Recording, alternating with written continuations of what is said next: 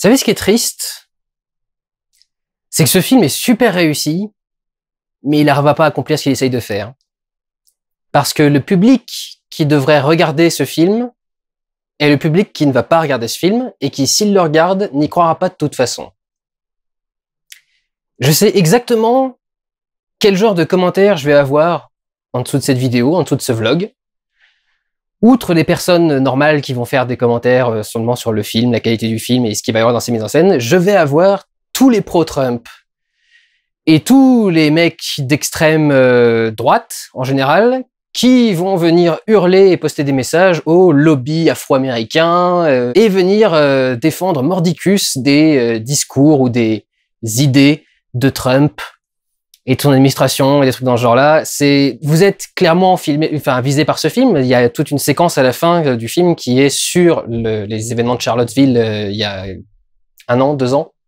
Et la réaction de Trump qui avait dit qu'il y avait de bonnes personnes des deux côtés, sans comprendre que la question n'est pas de savoir si ce sont des gens bien ou pas, c'est-à-dire est-ce qu'ils ont déjà commis un crime, s'ils sont à un défilé raciste, c'est ce qu'on leur reproche, d'être à un défilé raciste. C'est ça qui est pas bien chez eux, c'est d'être raciste. Des personnes qui sont convaincues de l'inverse regarderont ce film, BlacKkKlansman, comme nous on regarde des documentaires sur comment Stanley Kubrick a filmé l'atterrissage sur la Lune et l'a grugé dans un studio au lieu qu'on soit allé vraiment sur la Lune.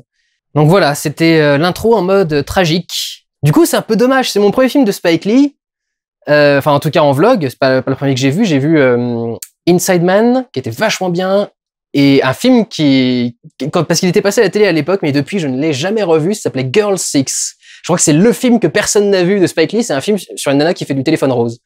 Et dans mes souvenirs, c'était pas mal. Et c'est en 96, je devais même pas avoir 10 ans. Mes souvenirs remontent à très loin. Bref. Bonjour à tous et toutes. Nous allons parler dans ce vlog de BlacKkKlansman, ou BlacKkKlansman tout court, si vous n'avez pas envie de faire le jeu de mots à l'oral. Film donc réalisé par Spike Lee, qui retrace l'histoire de Ron, un flic noir, qui était le premier flic noir du Colorado, et qui s'est donné pour mission, parce que c'est pas ses supérieurs qui lui ont donné, c'est lui qui a réussi à le faire un peu de son côté, d'infiltrer le Ku Klux Klan. Alors il y a un petit truc qui est pas honnête dans cette façon de résumer l'histoire. Il s'est pas infiltré dans le Ku Klux Klan, parce que tu regardes le truc, tu fais attendez, c'est pas logique, ils sont quand même pas cons au point d'accepter un noir au milieu du Ku Klux Klan. Oui, d'accord, ils sont débiles, mais ils vont pas accepter ce qu'ils rejettent à l'intérieur de leur groupe. Ce serait quand même absurde. Et non, c'est pas ce qui s'est passé. En vérité, Ron Stallworth, le personnage, était le chef de l'équipe qui s'est infiltré dans le Ku Klux Klan. Il a aussi eu David Duke au téléphone à quelques reprises, qui est comment s'appelle, The Grand Wizard, le grand prêtre, le grand magicien. C'est le grand magicien de base, le grand magicien du clan, The Grand Wizard, donc le chef du Ku Klux Klan.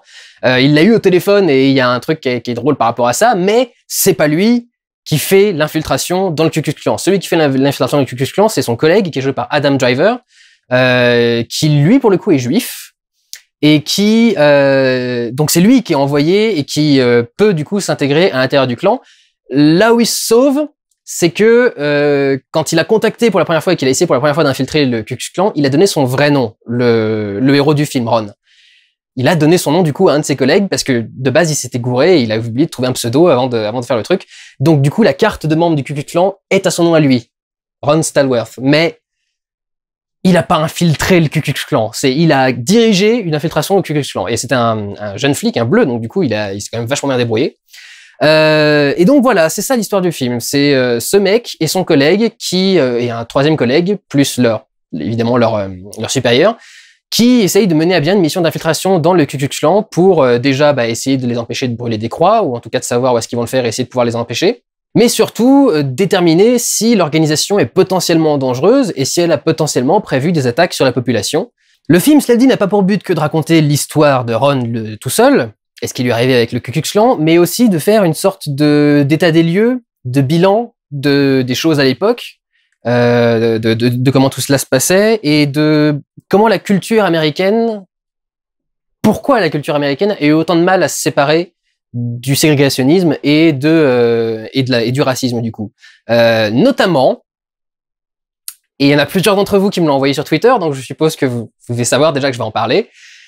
La toute première scène du film, c'est un extrait de Autant en emporte le vent, Gone with the Wind, l'extrait pendant lequel Scarlett O'Hara est à la gare et cherche le Dr. Meads au milieu de tous les soldats qui reviennent du front, et qui se termine, c'est un plan séquence gigantesque, qui se termine sur un drapeau sudiste qui flotte au vent au-dessus de tous ces soldats blessés, parce que Autant n'importe le vent a participé à romancer ce qu'était le vieux Sud et romancer ce qu'était la lutte des Blancs pour contre les Noirs, etc. Et du coup aider à installer un racisme profond et latent dans la pensée et la société américaine. Là où le film est encore 2 fois meilleur à mon sens, c'est que non seulement il dénonce Autant n'importe le vent, mais en plus il dénonce Naissance d'une nation de D.W. Griffith. Là aussi, je m'étais ramassé des sauts de merde pour avoir osé dire qu'il y avait quelque chose qui allait pas dans ce film.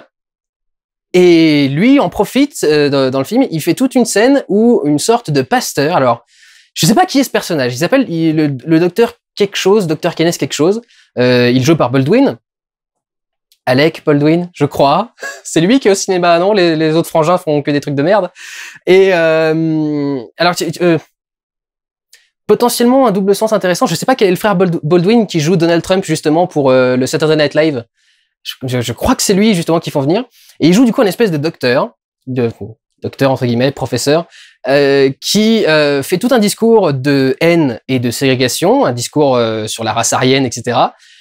Au-dessus d'une projection de Naissance d'une nation qui est en train de lui passer dessus sur le visage.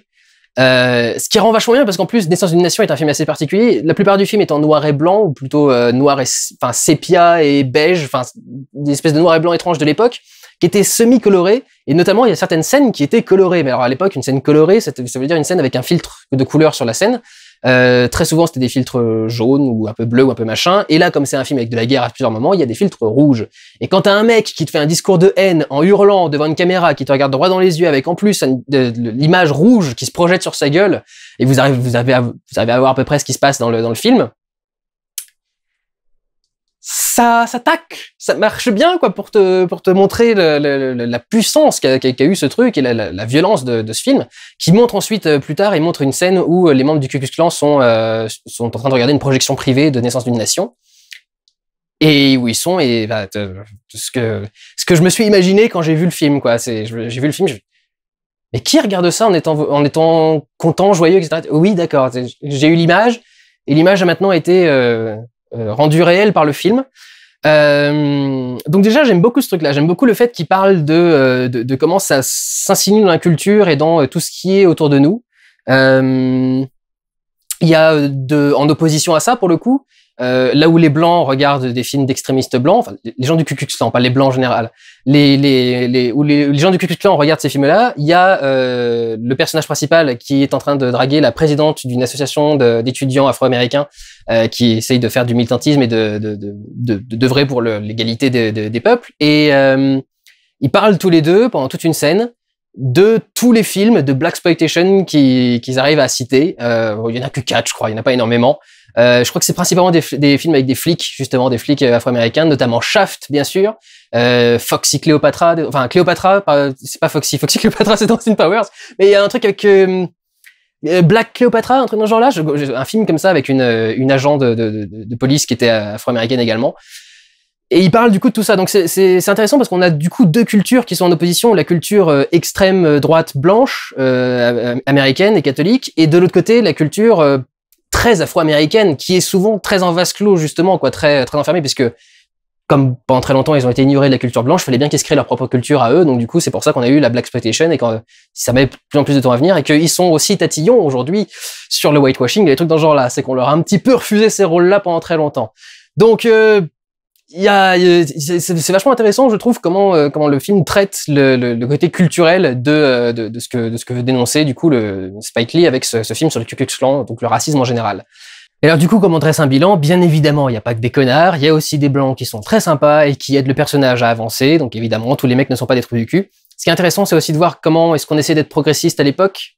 Il y a toute une scène où ils sont en train de parler de tous les sportifs afro-américains qui kiffent. Et il y a un moment où ils font tu sais qui je kiffe par-dessus tout? O.J. Simpson. Et ils sont là, ouais, O.J. Simpson, il est vachement bien.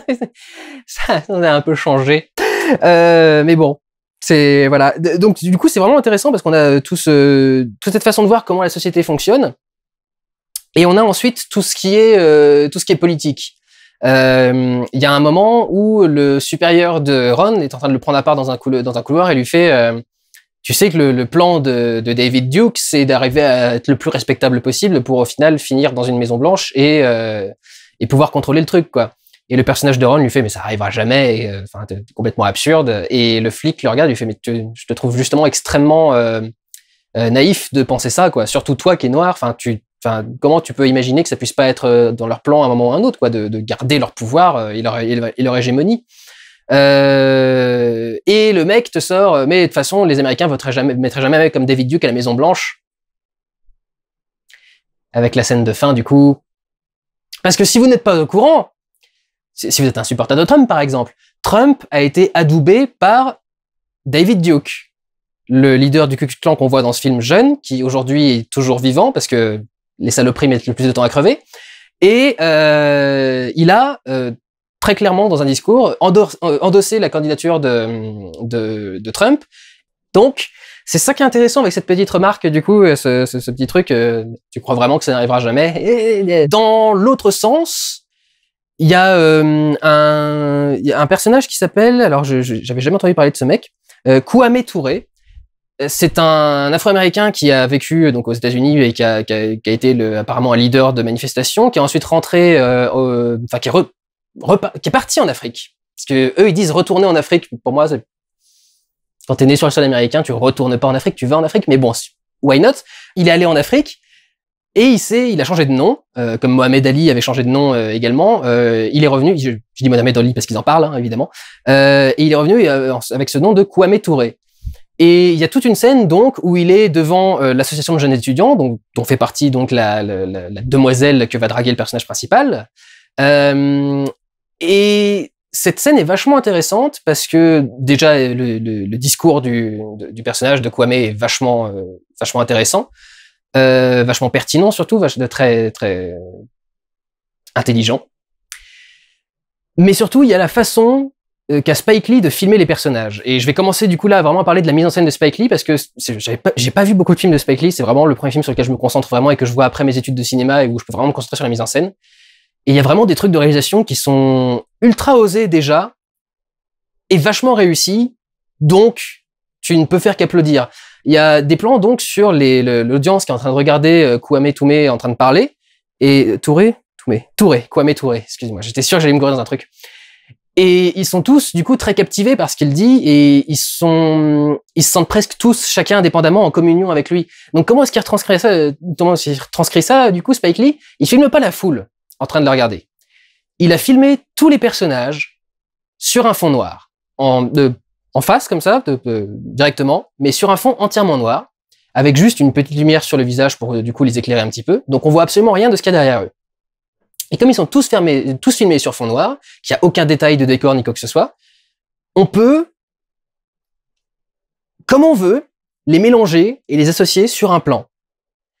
Et ça fait des plans extrêmement étranges qui sont donc globalement sur fond noir, avec plusieurs portraits d'Afro-Américains différents, à différentes tailles, certains avec des zooms qui sont en train de se produire sur eux, mais pas sur le reste. Il va y avoir juste un visage au milieu sur lequel on est en train de faire un zoom, mais le reste va rester à la taille normale et il va juste être en train de continuer à regarder l'orateur. Et du coup, chacun fait partie de la même foule, mais personnellement fasciné par le personnage. Ce qui, du coup, est retranscrit par cette façon de filmer les plans. C'est tellement surprenant, enfin, de vouloir aller jusque dans ce détail-là, quoi, de dire ça a résonné au plus profond d'eux, et donc c'est personnellement qu'ils sont touchés par ce qu'on leur dit, pas même pas en tant que communauté, mais en tant qu'individu. Enfin, je sais pas, je trouve ça vachement intéressant et c'est vachement beau comme plan. C'est vachement réfléchi et c'est très intéressant. Pareil, il y a un autre plan qui est, enfin, ultra osé, enfin, personnellement, je l'aurais pas tenté. Je connais aucun réalisateur qui aurait eu les couilles d'aller jusque-là. Il y a un plan où le personnage de Ron et la présidente, comment elle s'appelle? Parce que j'arrête pas d'appeler la présidente du groupe, Patrice. Oui, c'est pour ça que j'ai du mal à retenir son nom. Elle s'appelle Patrice. Bizarre. Donc, il y a un moment où Ron et Patrice sont menacés par quelqu'un. Ils sortent tous les deux avec leurs flingues et au lieu de marcher vers la source du danger et pour essayer de voir ce qui se passe et comment est-ce qu'ils peuvent essayer de le résoudre, ils sont en train de glisser. C'est-à-dire, littéralement, le mec les a foutus sur un chariot, peut-être même le même chariot que celui qui porte la caméra, et du coup, ils sont en train de glisser dans un couloir, chacun avec un flingue d'un côté, chacun en train de faire le truc, et le plan est... Enfin, il est ultra space, quoi, parce que tu vois le truc, tu vois clairement que les personnages sont en train de glisser et pas de marcher.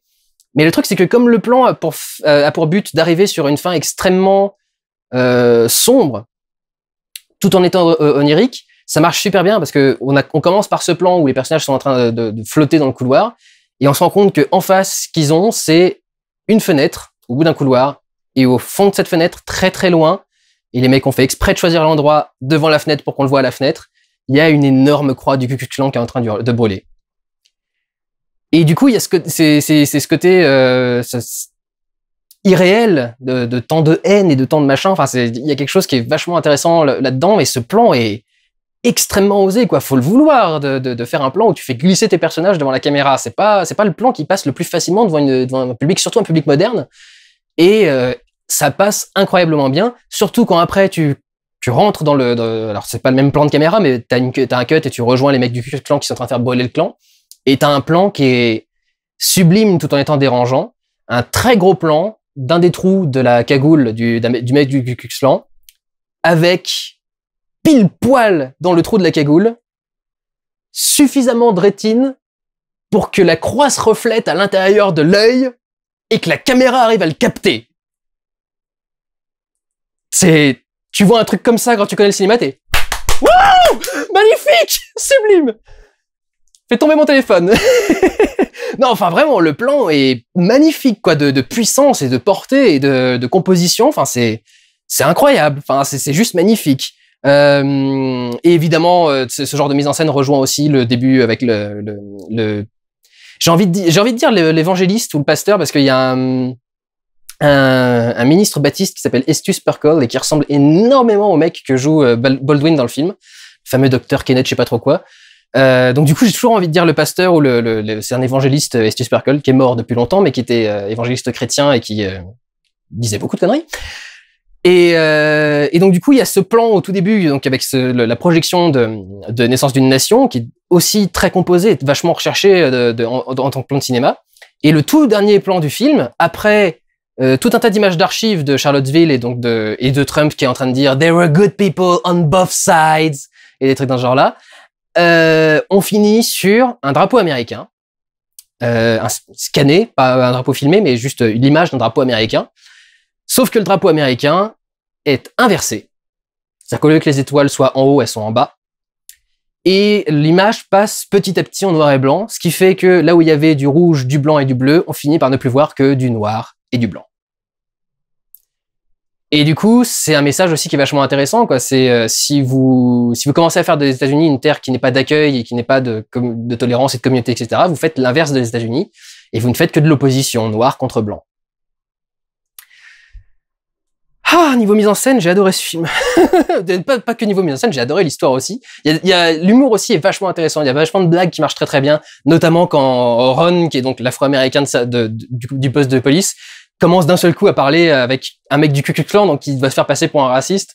Et donc il commence à sortir, ouais, mais tous ces putains de négros et ces youpins dégueulasses qui nous piquent nos boulots. Et t'as tous les mecs du commissariat qui sont en train de se retourner très lentement et petit à petit vers lui. Le dernier, c'est Adam Driver qui est genre au dernier plan et donc il est de dos pendant tout le truc et c'est vraiment le dernier à se retourner vers. Donc la scène marche super bien et il y a des échanges comme ça, notamment avec David Duke, où ils se foutent de la gueule de David Duke au téléphone. Genre Ron est au téléphone avec lui et il est obligé de mettre la main sur le combiné parce que tous ses potes flics sont en train de se pisser de rire derrière, en train de savoir qu'ils sont en train de manipuler le grand chef du Ku Klux Klan avec un noir au téléphone. Il y a vraiment des trucs qui sont magnifiques et je pense assez jouissifs aussi pour la communauté afro-américaine. Africaine en général, d'ailleurs, sans doute.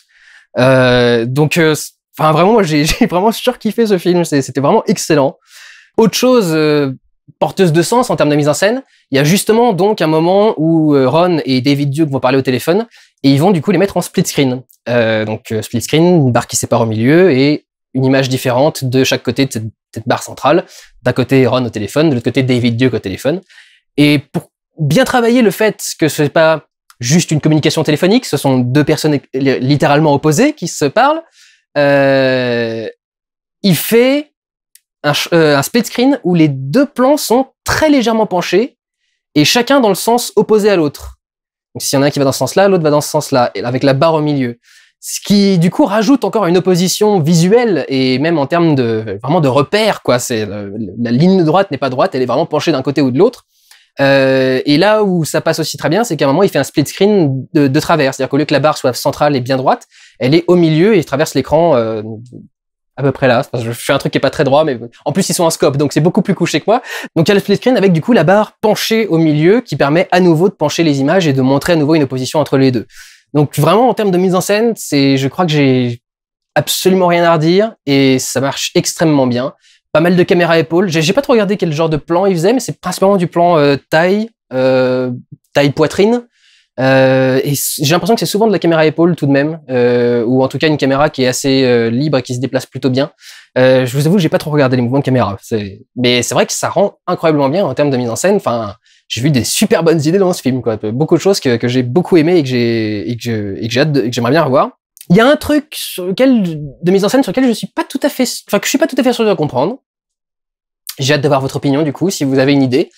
Il y a un truc, une constante dans ce film. Personne ne répond au téléphone avant au moins 3 ou 4 sonneries. Je sais pas si il fait ça.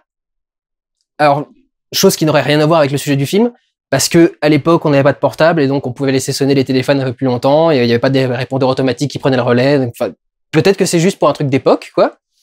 J'ai peut-être une autre idée, c'est qu'il y a du coup une symbolique par rapport à l'action. Répondre à l'appel, littéralement, quoi. Répondre au besoin, l'appel du besoin. Si c'est pas le vrai appel, l'appel du besoin. C'est des personnages qui doivent aider le monde et qui mettent du temps à réagir. Peut-être. Je suis pas sûr. C'est vraiment ça le truc. Je voudrais avoir une explication parce que pour moi, ça peut être ça. Je sais pas exactement ce qu'il essaye de faire, mais alors, systématiquement, quand il y a un téléphone qui sonne dans ce film, il sonne pendant 10 minutes sans que personne réponde. Et le truc, c'est que tu le sens parce qu'il travaille énormément le volume du son, en particulier ces sonneries, et genre, elle te défonce les oreilles, quoi. Bon, évidemment, j'ai vu ça dans une salle Dolby Atmos, donc peut-être que c'est le Dolby Atmos, encore une fois, mais vraiment, la sonnerie du téléphone est très, très, très, très, très forte. Et t'entends que ça, et donc il doit forcément y avoir une intention quelque part dans le fait de toujours mettre des personnages qui mettent autant de temps à répondre au téléphone. D'ailleurs, il y a beaucoup de scènes qui travaillent ça, qui travaillent une transition par rapport au son, où le son arrive avant le cut, c'est-à-dire que, par exemple, les personnages vont être en train de parler dans une salle et ils vont discuter après du genre il y a aucun danger, c'est des mecs qui représentent pas de problème, c'est juste des tarés ou c'est juste des cons ou c'est juste des idiots, etc. Et avant que la scène se termine, on entend d'un seul coup des bruits de feu, des coups de feu super forts. Donc du coup on se dit merde, qu'est-ce qui se passe, enfin qu'est-ce qui est en train de tirer, et au bout de quelques secondes on coupe et on arrive à la salle une scène où on voit tous ces gens dont ils disaient qu'ils étaient inoffensifs et ils sont tous avec des flingues en train de s'exercer à tirer. Beaucoup de scènes comme ça qui essayent de jouer un peu sur une ironie au niveau de la transition, ou en tout cas qui accompagnent la transition par le son. Autre chose sur le son d'ailleurs. Alors je suis pas très mélomane, donc je sais pas de qui viennent toutes les musiques que j'ai entendues dans le film. Il y a une chanson que j'ai évidemment reconnue qui est Oh Happy Day, qui est chantée, et il y a un truc très étrange sur cette musique. Je sais pas si c'est volontaire ou pas, je sais pas si c'est la seule qualité de cet enregistrement qui existe, parce que c'est un enregistrement qui du coup doit dater des années 70, 60, peut-être même plus ancien. Mais il y a un enregistrement de ce Happy Day qui est d'une qualité mais dégueulasse. Soit enregistré avec un micro pourri qui capte pas bien le son, soit trop compressé, genre rippé depuis un CD en MP3 et trop compressé au niveau MP3. Du coup, assez dégueulasse, et j'ai l'impression que l'idée c'est de dire, en gros, parce que si c'est un enregistrement d'époque d'une musique de gospel comme Oh Happy Day, il y a un message comme quoi, vous vous rendez compte, à l'époque, même la qualité audio, on nous la refuse. Même ce qu'on veut faire comme musique, on est obligé de l'enregistrer sur des trucs de merde, tellement on n'est pas respecté, ou tellement les blancs nous aiment pas, ou un truc genre. Il y a peut-être un truc comme ça. J'en suis pas sûr à 100% parce que c'est peut-être juste le problème du Dolby Atmos, qui est un son qui est tellement parfait, tellement énorme que dès qu'il y a un léger défaut, tu l'entends. Peut-être que c'est juste l'époque de l'enregistrement et que c'est un vieil enregistrement, qui n'est pas spécialement mauvais pour l'époque, mais que c'est juste un vieil enregistrement. Mais j'ai l'impression qu'il y a quand même ce message-là, quoi. J'ai l'impression qu'il y a un peu le message du, on est compte, même notre musique, on la traite pas au même niveau que la musique des Blancs, quoi. Donc je suis pas sûr à 100%, mais je pense que c'est un truc qui existe et je trouve ça assez intéressant dans le film, en tout cas. Si c'est travaillé ou si c'est pas travaillé, évidemment, c'est juste comme ça, quoi. Mais si c'est travaillé, je trouve ça pas mal et je trouve ça intéressant comme idée. Petit détail, je sais pas du tout si c'est volontaire ou pas, ou si c'est quelque chose de vrai par rapport au monde réel, mais à un moment, quand le mec doit s'infiltrer, il se retrouve dans un bar. Au début, il l'invite pas directement dans leurs locaux parce qu'ils ont pas envie de se griller. Et il le retrouve dans un bar et le bar s'appelle le Quick Inn, mais Quick écrit K-W-I-K. Et en fait, l'enseigne du bar est filmée avec un arbre juste en face qui est en train de tanguer au gré du vent. Et le truc, c'est que quand l'arbre ne tangue pas, l'arbre est pile poil entre le K du début et le K de fin de Quick. Donc t'as l'impression que c'est KKK qui est caché par le truc, et en fait, quand l'arbre bouge, tu finis par voir que c'est Quick, mais écrit façon n'importe quoi. Enfin, n'importe comment. Donc, je sais pas, enfin, je trouve que c'est vachement intéressant encore comme petit détail, quoi, qui attire l'œil et qui vend un peu le truc, quoi. Enfin, une dernière chose, c'est que du coup, avec ce sujet, faut vous attendre à entendre des choses particulières, bon, notamment l'utilisation du terme nègre et les différents surnoms sympathiques que les Blancs vont donner aux personnages noirs pendant tout le film. Mais notamment un passage où un comédien et chanteur noir qui s'appelle Harry Belafonte, raconte une anecdote sur un lynchage de noirs qu'il a vécu dans sa ville. Et c'est particulièrement marquant comme récit et comme histoire. Surtout justement avec le rapport qu'il fait juste après avec la culture américaine dont je vous ai parlé en début de vlog. Il y a du coup des choses très pertinentes qui sortent de ce récit et de ce qu'il raconte à ce moment-là. Bref, BlacKkKlansman est un excellent film. Et comme je vous ai dit dans l'introduction, mon seul regret, le seul défaut du film, c'est que malheureusement, il arrivera toujours pas à faire passer le message qu'il faut aux personnes qu'il faut. C'est un film qui est encore fait pour les personnes qui sont conscientes déjà de ces problèmes et qui veulent faire face à ce problème, qui veulent pas le nier et qui veulent du coup l'avoir en face des yeux et se renseigner sur ce qui s'est passé sur différentes choses. Mais c'est clair que si on espère faire changer les mentalités avec un film comme ça marchera pas. Le parti est trop clairement pris pour la communauté afro-américaine, donc clairement les racistes vont pas aller voir un truc comme ça, et s'ils vont le voir, c'est comme un film d'un lobby afro-américain pour essayer de vendre que les noirs ne veulent rien de mal. Bref. La section commentaires va être géniale. Ça va être génial.